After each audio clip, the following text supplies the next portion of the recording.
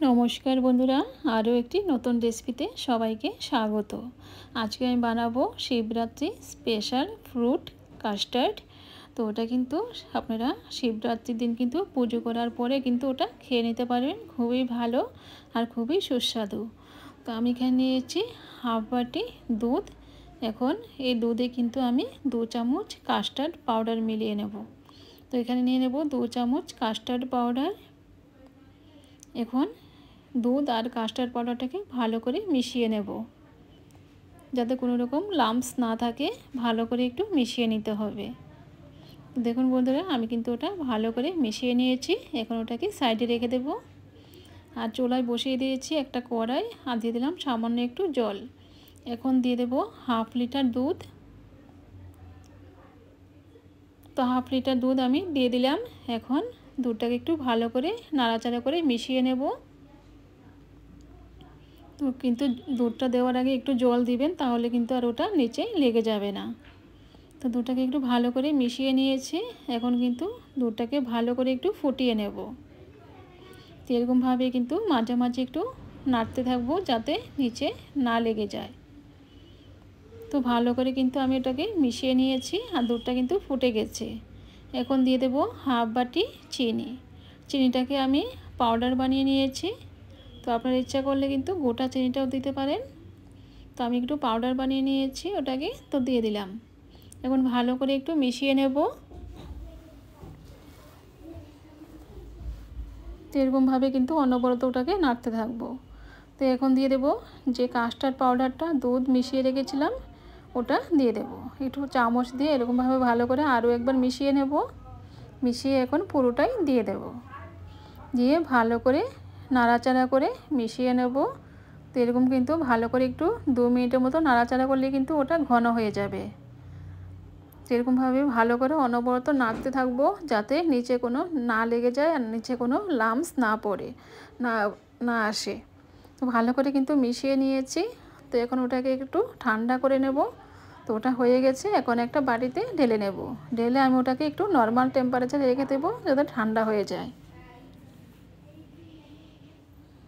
তো পুরোটাই ঢেলে দেব। তো এখন ওটাকে ঠান্ডা করে নেব।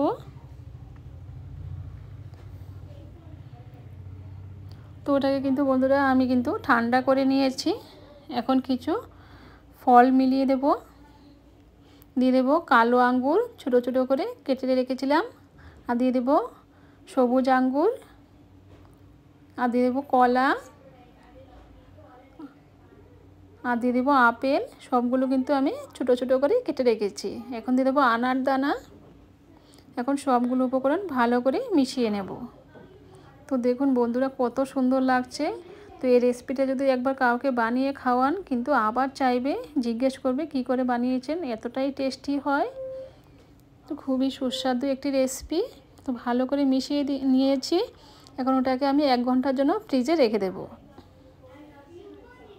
তো দেখুন বন্ধুরা, আমি কিন্তু 1 ঘন্টার জন্য ফ্রিজে রেখে দিয়েছিলাম। ওটা কিন্তু একদম ঠান্ডা হয়ে গেছে, আর কালারটাও কিন্তু অনেকটাই চেঞ্জ হয়ে গেছে। আগে থেকে কিন্তু অনেকটা সুন্দর কালার এসে গেছে। এখন আমি উপরে আরও কিছু ফল মিলিয়ে দেব। তো এখানে একটু ফল এরকমভাবে সুন্দর করে সাজিয়ে দেব। দিয়ে দিলাম কিছু কালো আঙ্গুর, এরকমভাবে চারদিকে দিয়ে দেব। এখন দিয়ে দেবো সবুজ আঙ্গুর।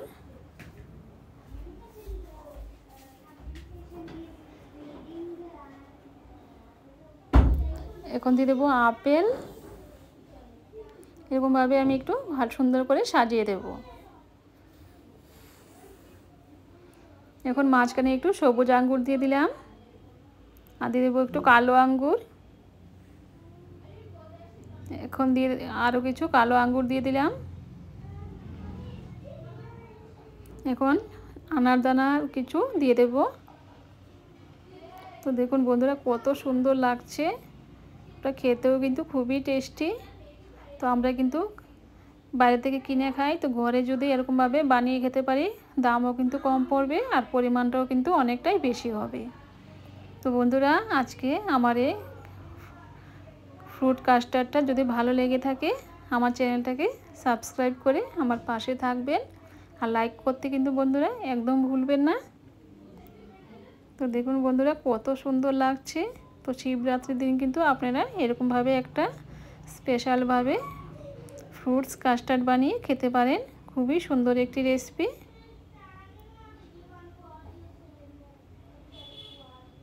তো বন্ধুরা আজকে এ পর্যন্তই, আবার দেখা হবে অন্য কোনো রেসিপিতে। নমস্কার।